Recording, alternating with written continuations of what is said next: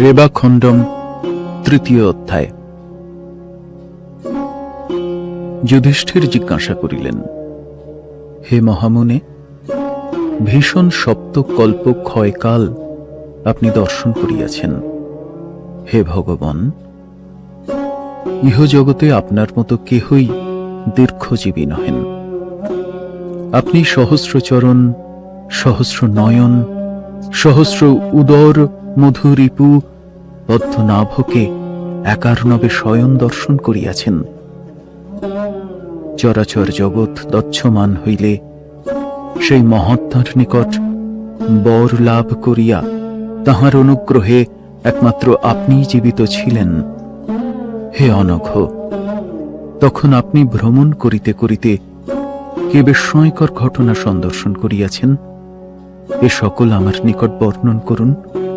হে ভগবান, এ সকল শুনিবার জন্য আমার অত্যন্ত কৌতূহল হইতেছে। হে মহামুনে, যুগাবসানে ভীষণ মহাকল্প ক্ষয়কাল উপস্থিত হইলে তাহার শতাধিক বর্ষ পূর্ব হইতে ভয়ঙ্কর অনাবৃষ্টি দ্বারা আহত হইয়া লোক সকল ক্ষীণ, ঔষধি সমূহ সাতিশয় রসহীন, ত্রিলোক দেব দানব বিবর্জিত, নির্বেচ্য বশৎকার বিহীন ও ভীষণ কলিদোষ দুষ্ট হয়। হে ব্রহ্মণ, শরীর, সরোবর, তড়াগ ও পল্ললে জল থাকে না। বন উপবন সম্মুখ শুষ্ক হইয়া যায়। যুগক্ষয়ে ত্রিলোক যেন সর্বশূন্য হইয়া একরূপ নিরাকার ধারণ করে। হে ব্রহ্মণ, তখন ব্রাহ্মণ, ক্ষত্রিয় ও বৈশ্যাদি এবং দিব্য তেজ সমন্বিত মহাত্মা ঋষি সংঘ মহরলোকের আশ্রয় লন।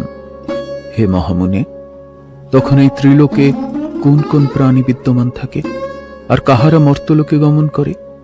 হে মহাভাগ, এই সকল আমার নিকট পৃথক পৃথক রূপে বর্ণন করুন।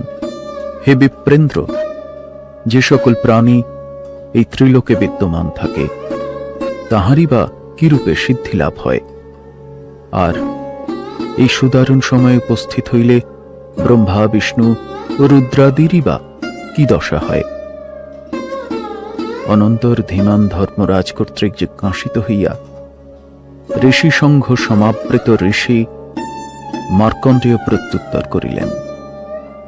মুনি মার্কণ্ডেয় কহিলেন,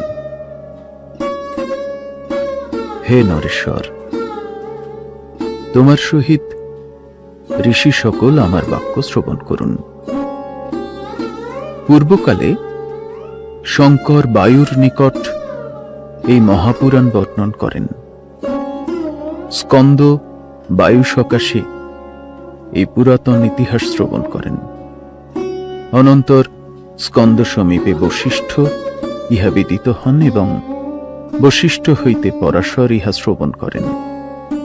তারপর পরাশর হইতে জাতুকর্ণ ও জাতুকর্ণ হইতে অন্যান্য মহর্ষিগণ শ্রবণ ও কীর্তন করিয়াছিলেন। এইরূপ পরম্পরাক্রমে শত সংখ্যক দ্বিজোত্তম এই পুরাণ কীর্তন করিয়াছেন।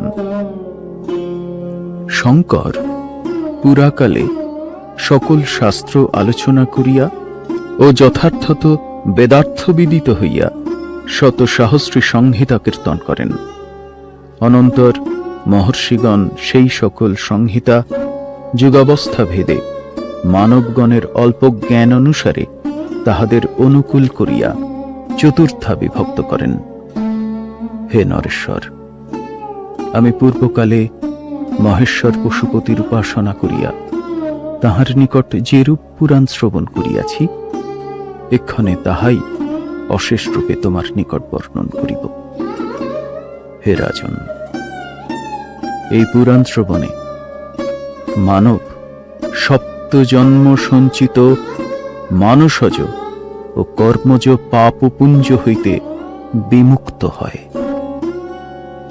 পরমেষ্ঠী দেবদেব বিষ্ণুর প্রসাদে আমি বারংবার সপ্তকল্পের ভীষণ ক্ষয় দর্শন করিয়াছি।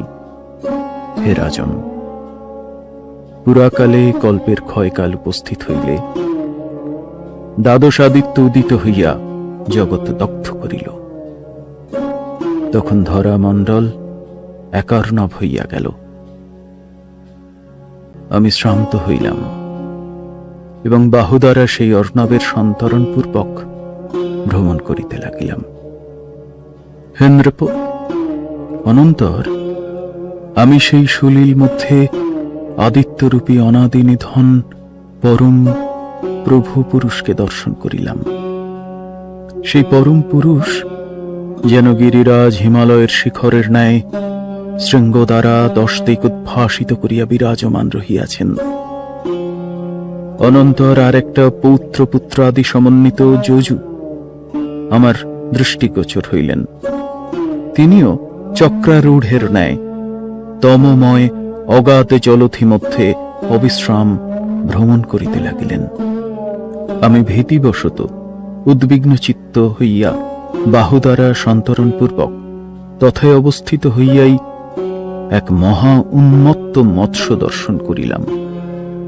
হে ভারত, সেই মহামৎস্যরূপী পরম পুরুষ মহেশ্বর আমাকে সন্দর্শন করিয়া বলিতে লাগিলেন, আমার নিকট আগমন করো। হে মনুজপতে, আমি তখন সত্বর তাহার মুখে গমনপূর্বক অত্যন্ত শ্রান্ত হইলাম। আমার সংজ্ঞা লোপ পাইল এবং আমি নিতান্ত নির্বেদ প্রাপ্ত হইলাম। আমি সাগর মধ্যে এক কামগামিনী পুণ্যা নদী সন্দর্শন করিলাম। ওই নদী মহা আবর্ত সংকুলা ও ক্ষুদ্র ও বৃহৎ বৃহৎ মৎস্য সমূহে সমাকুলা। ইহার সলিল রাশি তরঙ্গায়িত এবং শুভ্র ফেন রাশি দর্শনে মনে হয় যেন ওই নদী অট্টহাস্য করিতেছে। সেই নদীর মধ্যে এক কামরূপিণী প্রমদা বিদ্যমানা। তাহার বর্ণ নীলোৎপল দলের ন্যায় শ্যাম। দিব্য হাঠখাদিতে ভূষিত হইয়া ওই মনোহরাঙ্গী রমণী যেন কনকোজ্জ্বল করিয়া প্রতীয়মানা হইতে লাগিলেন। এই রমণী এক বৃহৎ পোতে অবস্থিত এবং জানুদয় দ্বারা ওই পোত ধারণ করিয়া হইয়াছে। মনু এই কামিনীকে জিজ্ঞাসা করিলেন, হে মনোহরাঙ্গী, তোমাকে দেখিয়া মনে হইতেছে তুমি কোন সুরসুন্দরী হইবে। তুমি একাকিনী কেন বিচরণ করিতেছ? আর তোমার নাম তাই বা কি? এবং এইরূপ বিচরণের উদ্দেশ্যই বা কি? হে স্বামী, সুর অসুর সরিত সাগর ও শৈল বিনষ্ট হইয়াছে। তুমি একাকিনী অবলীলাক্রমে এই সাগর মধ্যে ভ্রমণ অবস্থান করিতেছ। ইহা দেখিয়া আমাদের মনে হয় ইহার অবশ্যই কোনো মহৎ কারণ থাকিবে। হে দেবী, ইহা শ্রবণে আমার অভিলাষ হইতেছে, অতএব অশেষ রূপে বর্ণন করো। অবলা বলিলেন, আমি ঈশ্বরের শরীর হইতে সমুৎপন্ন হইয়াছি। আমার নাম বিখ্যাতা অমৃতা। আমাকে পাপনাশিনী নদী বলিয়া জানিবেন। যাহারা আমার আশ্রয় লয় তাহাদের আবার ভয় কোথায়? হে দ্বিজ, আমি তোমার রক্ষার জন্য এই পোত লইয়া আগমন করিয়াছি। এই পোতে শঙ্কর সতত বিরাজিত, অতএব এই পোতের বিনাশ শঙ্কা করিও না। হে রাজেন্দ্র, অবলার সেই বাক্য শুনিয়া বিস্ময়ে আমার লোচন যুগল উৎফুল্ল হইল। তখন মনুর সহিত আমি সেই পোতে আরোহণ করিলাম এবং বদ্ধাঞ্জলি হইয়া সর্বব্যাপী অভয়পদ পরমেশ বিভুকে মস্তক দ্বারা প্রণাম করত স্তব করিতে লাগিলাম। আমি বলিলাম, যিনি একমাত্র ভক্তি দ্বারা লভ্য, সেই সদ্যজাত দেব বামদেবকে নমস্কার। হে বিভো, জন্মে জন্মে আপনাকে নমস্কার করি। যিনি ভূ ও ভুব এবং রামের জ্যেষ্ঠ, তাহাকে নমস্কার। হে মঙ্গল রূপিন, হে কাল, আপনার কলিরূপকে নমস্কার। হে মহাদেব, আমরা আপনাকে অচিন্ত অব্যক্ত রূপ ও নিত্যধাম বলিয়া বিদিত হই। হে দেবদেব, আমাদের বুদ্ধি আপনাতে নিরত হোক। হে রুদ্র, আপনাকে নমস্কার।